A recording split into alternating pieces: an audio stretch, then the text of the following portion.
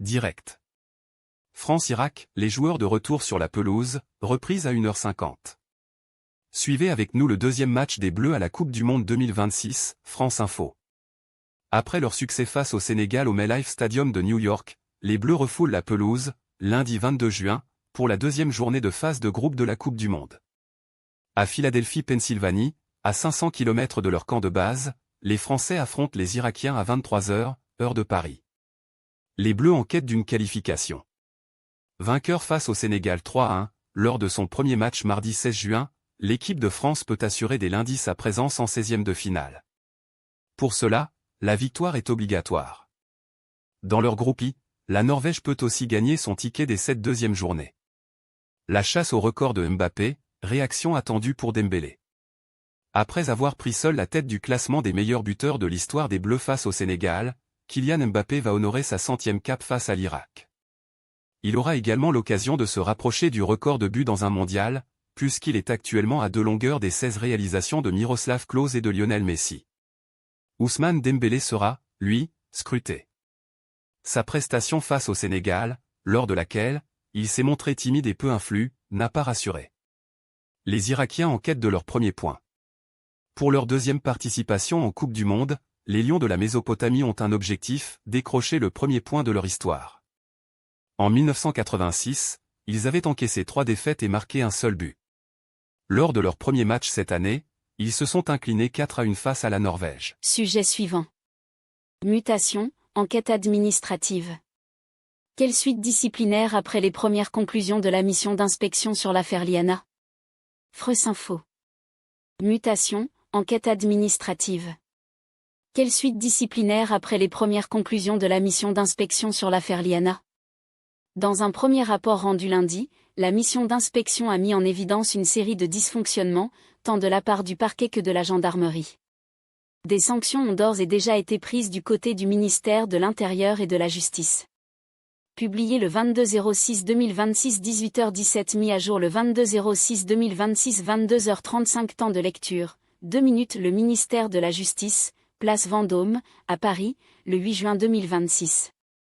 Quentin Degroev en Lucas AFP. C'est un premier constat accablant.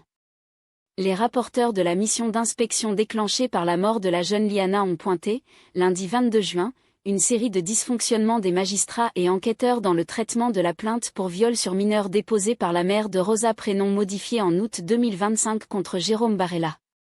La puissance publique ne se défaussera pas, elle doit établir précisément les responsabilités et en tirer toutes les conséquences, y compris individuelles, a souligné sur X le Premier ministre, Sébastien Lecornu, laissant planer à nouveau la menace de sanctions.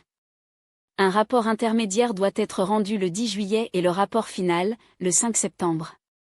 De premières suites disciplinaires ont toutefois été données à ces conclusions provisoires.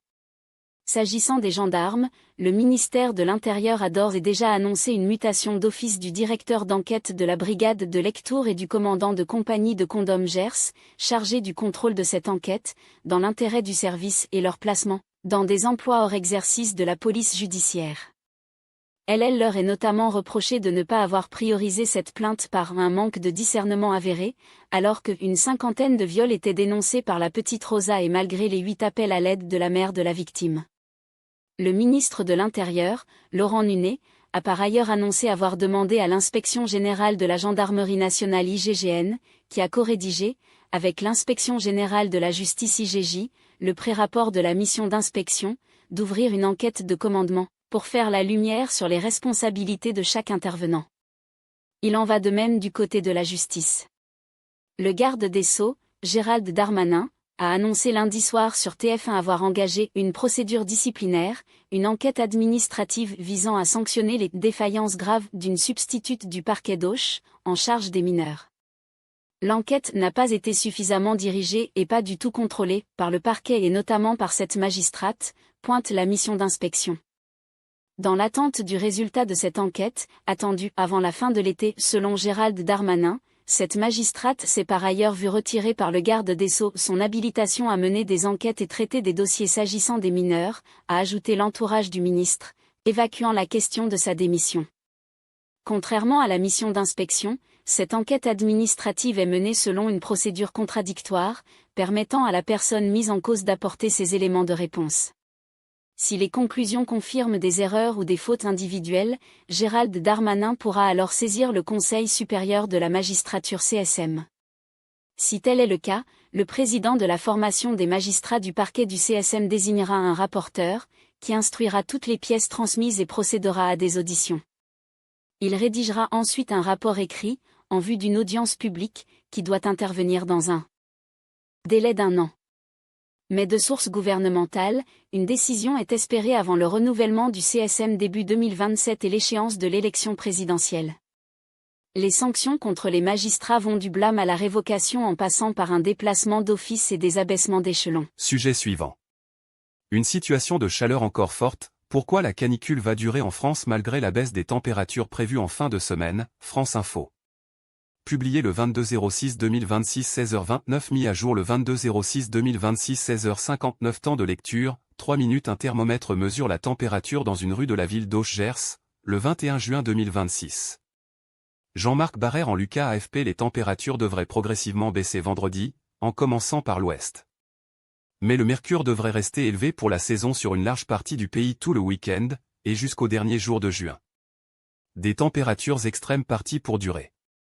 La France suffoque sous la chaleur, lundi 22 juin, avec 49 départements placés en vigilance rouge canicule par Météo France, et 54 pour mardi. 40 autres départements sont en vigilance orange 35 pour mardi, soit au total l'équivalent de 90 de la population française exposée à des chaleurs extrêmes et exceptionnelles. Les très fortes chaleurs s'installent durablement sur le pays. Sur les départements en rouge, les températures deviennent exceptionnellement élevées, de jour comme de nuit, avertit l'Institut prévisionniste. À l'aube lundi, il faisait déjà 27 C à Cholet-Maine-et-Loire ou 25 C à Paris, des valeurs minimales d'un niveau jamais atteint, relève l'Institut. Celui-ci prévoit pour lundi des températures entre 36 C et 43 C sur l'ensemble du pays, avec des records battus. En cause, un afflux d'air chaud venu entre jeudi et vendredi d'Afrique du Nord, et qui pendant le week-end s'est retrouvé bloqué au-dessus du pays par un dôme anticyclonique, détaille Ludovic Lagrange, météorologue pour Weather Solutions. Le dôme fonctionne comme un couvercle qui vient piéger la chaleur, et qui, en appuyant sur les gaz pris au piège, les réchauffe. Résultat, les températures, déjà chaudes la semaine du 15 juin, ont grimpé d'un cran dimanche. Elles ne devraient pas redescendre avant vendredi. On va être sur un plateau entre lundi et jeudi, avec des records de température battus durant ces 4 jours, prévient le météorologue. L'indicateur thermique national ITN, une moyenne nationale des températures, tous mois confondus, devrait même être battu à plusieurs reprises sur cette période, ajoute Ludovic Lagrange. Les températures montent encore d'un cran à partir des aujourd'hui pour atteindre un plateau très élevé au moins jusqu'à jeudi. De nombreux départements sont en vigilance canicule rouge ou orange. Le point complet météofrance.com actualité image hors embed météofrance.com 21 juin 2026 à 16h52 c'est du jamais vu, confirme François Jobard, prévisionniste à Météo France. La moitié ouest du pays est particulièrement mise à rude épreuve. À Rennes-Île-et-Vilaine, on prévoit des températures de l'ordre de 41 C à 43 C durant plusieurs jours. À Bordeaux, on va naviguer entre lundi et mercredi à 42 C environ, et il fera 43 C à Angoulême-Charentes sur la première moitié de la semaine, détaille François Jobard. Heureusement, un rafraîchissement interviendra à partir de vendredi et va se propager lentement durant le week-end, poursuit le prévisionniste, qui souligne qu'à ce moment-là, le pire sera derrière nous. Le fameux dôme anticyclonique va se décaler vers l'est, en direction de l'Allemagne, donc on entrevoit dans son mouvement un changement de temps, détaille Ludovic Lagrange. Ce signal suggère une baisse des températures par l'ouest et le nord-ouest, accompagnée probablement d'une dégradation orageuse marquée, ajoute-t-il. La baisse des températures, lente et progressive, se poursuivra durant le week-end, avec la généralisation des orages. Néanmoins, ce rafraîchissement devrait être relatif et ne sera pas suffisant pour faire sortir toute la France des conditions caniculaires, note François Jobard. On va passer d'une situation de chaleur extrêmement intense à une situation de chaleur encore forte, mais plus banale, prévient-il. En cause, un flux de sud-ouest, donc chaud. On est dans un monde plus chaud, donc toutes les masses d'air sont plus chaudes, ce qui signifie qu'il est plus difficile qu'avant de sortir des périodes de canicule, que celles-ci durent plus longtemps. François Jobard, prévisionniste à Météo France à France Info dans le détail, les régions de l'Ouest devraient retrouver vendredi des températures plus supportables, autour d'une trentaine de degrés, selon François Jobard. Une zone tampon orageuse se mettra en place sur la partie centre du pays, entre les Pyrénées et la Belgique. Mais il continuera de faire très chaud dans l'est de la France, même dimanche, prévoit l'expert. Si une grande partie du territoire devrait ne plus se trouver en situation de canicule à ce moment-là, la baisse des températures ne sera pas forcément suffisante pour nous faire quitter la vague de chaleur dès la fin de semaine, concluent les deux prévisionnistes. Il est vraisemblable que l'on conserve des températures encore élevées pour la saison en début de semaine prochaine, assure François Jobard. Le record de l'été 2003, qui avait fait près de 15 000 morts en France, n'a jamais été aussi menacé. La France hexagonale est touchée par un épisode caniculaire. Les fortes chaleurs peuvent être dangereuses pour la santé, en particulier pour les personnes vulnérables, enfants en bas âge, personnes âgées, en situation de handicap ou souffrant de pathologies chroniques. Le ministère de la Santé, des Familles, de l'Autonomie et des Personnes handicapées a activé le 18 juin 2026 le numéro vert Canicule Info Service 0800 06 66 66. Il est joignable de 9h à 19h, appel gratuit. En cas de besoin d'une prise en charge ne relevant pas d'une urgence vitale, le ministère recommande 1 d'appeler prioritairement son médecin traitant, 2 s'il n'est pas disponible, de recourir à une alternative à proximité, en consultant par exemple la carte des lieux de soins sur santé.fr accessible en anglais, 3 en cas de doute, d'appeler le 15. Sujet suivant. Reportage. On se croirait en Arizona, face à la canicule à Paris, touristes et habitants à la recherche de fraîcheur, des musées aux eaux du canal Saint-Martin, France Info. Alors que le mercure a frôlé les 40 C en Île-de-France lundi, habitants et touristes tentent tant bien que mal de fuir la chaleur en investissant les rares endroits climatisés de la capitale, ou en profitant de la zone de baignade ouverte au canal Saint-Martin.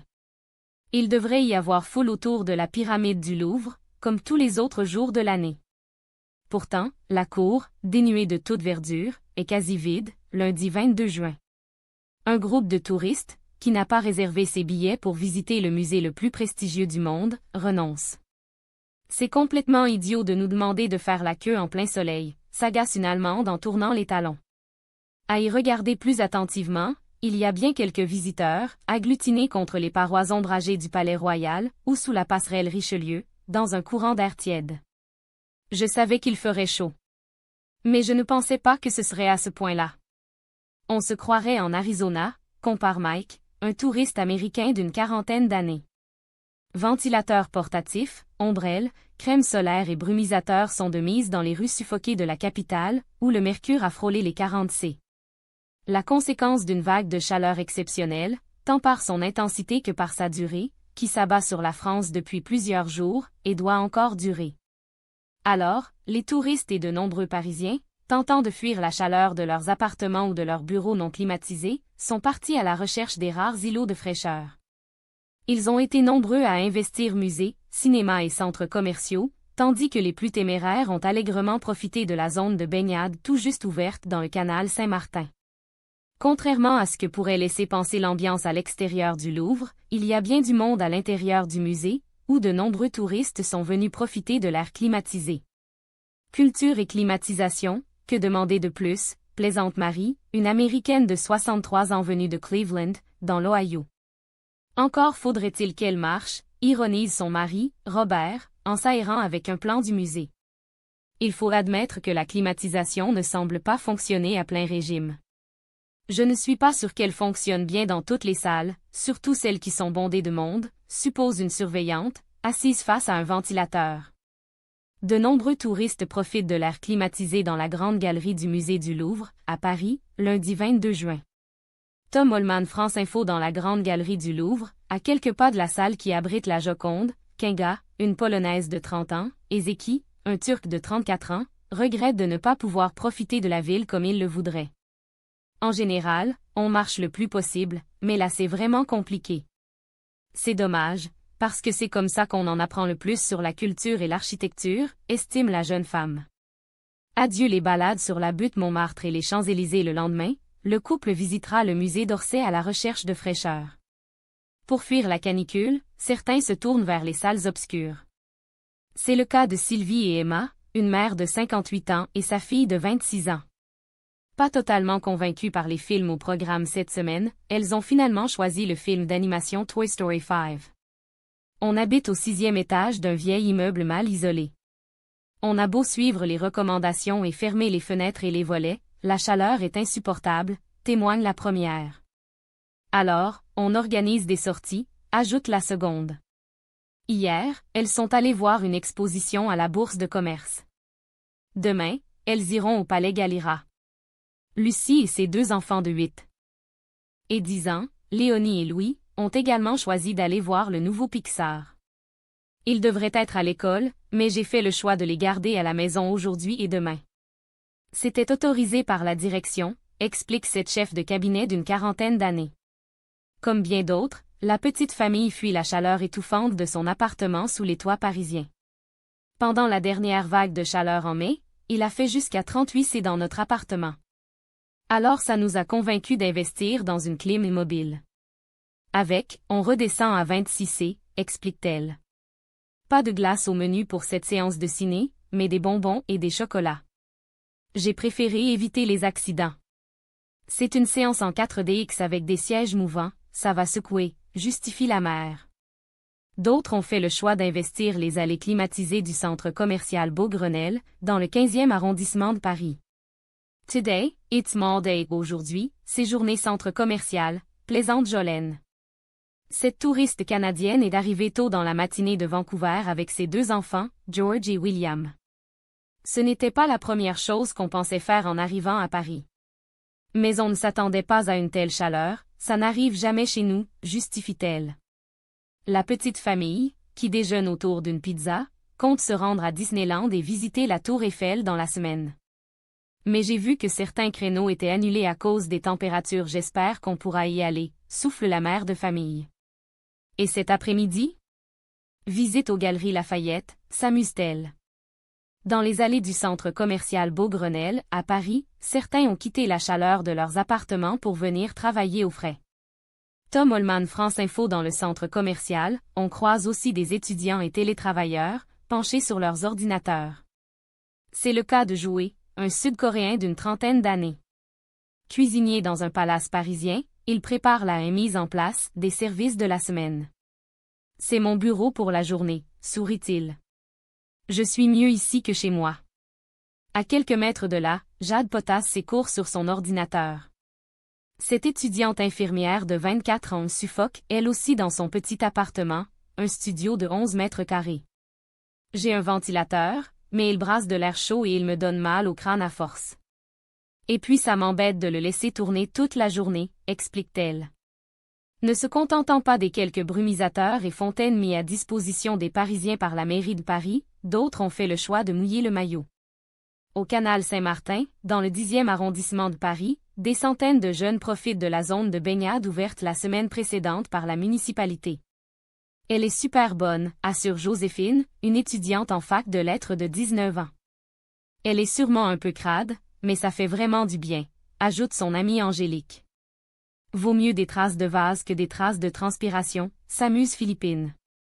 En pleine période de révision, les 3 copines ont pris l'habitude de venir se rafraîchir dans le canal ces derniers jours.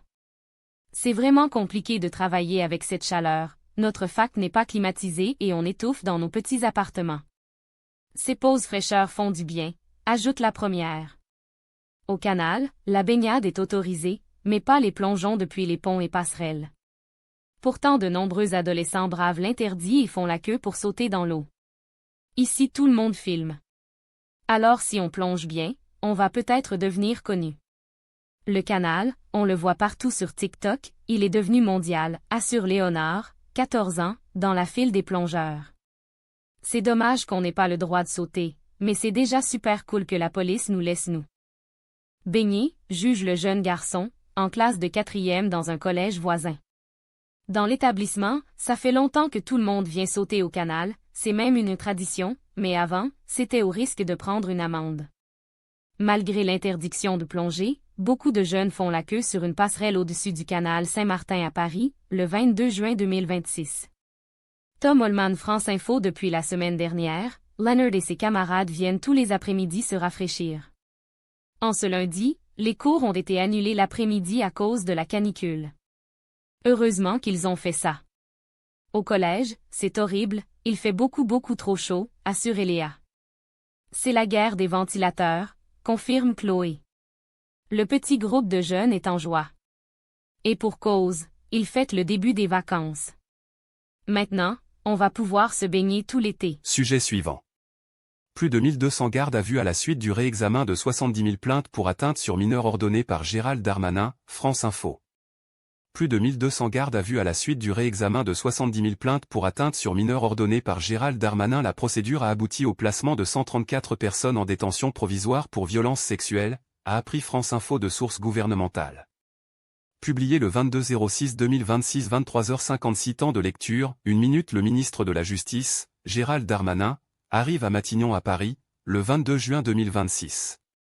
Alain Jocard AFP. Le réexamen en urgence des 70 000 dossiers de plaintes touchant des enfants, avec le 14 juillet comme date butoir, a déjà abouti au placement de 134 personnes en détention provisoire pour violences sexuelles, a appris France Info de sources gouvernementales. Et on a 1243 gardes à vue depuis une semaine qui concernent directement des atteintes sur des mineurs, a détaillé le ministre de la Justice Gérald Darmanin sur TF1. Il y a un avant et un après l'Eliana, a-t-il promis. Sur X, le Premier ministre Sébastien Lecornu a estimé que la mission avait démontré que la chaîne de protection avait failli, en raison d'une succession d'erreurs, de négligences, d'inaction et de mauvaises décisions. Il avait toutefois assuré ne pas vouloir jeter l'opprobre sur la gendarmerie et la justice dans leur ensemble. Le gouvernement a prononcé lundi de premières sanctions contre une magistrate et 2 gendarmes du Gers, aussitôt qu'ont été rendues publiques les conclusions d'un rapport déclenché par la mort de la jeune Liana, qui fait l'état de nombreux dysfonctionnements.